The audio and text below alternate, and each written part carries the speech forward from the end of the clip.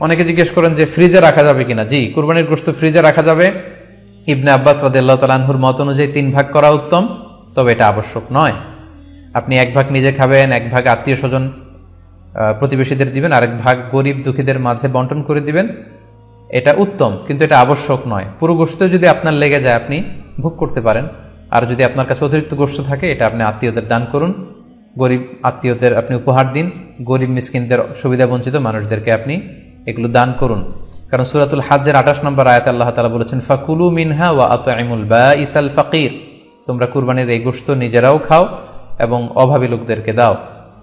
এবং সহিহ বুখারীতে আল্লাহ রাসূল সাল্লাল্লাহু আলাইহি ওয়াসাল্লামের একটি বর্ণনা, আল্লাহ রাসূল সাল্লাল্লাহু আলাইহি ওয়াসাল্লাম বলেছেন, কুলু ওয়া আত'ইমু ওয়াদাখিরু, অর্থাৎ কুরবানির গোশত তোমরা খাও, ওয়া আত'ইমু মানে অন্যদের খাওয়াও, ওয়াদাখিরু এবং তোমরা এটাকে প্রিজার্ভ করে রাখো বা জমা করেও রাখতে পারো। অর্থাৎ আপনি চাইলে ফ্রিজে রাখতে পারবেন, আপনি পরবর্তীতে খেতে চাচ্ছেন আপনি রাখতে পারবেন ইনশাআল্লাহ।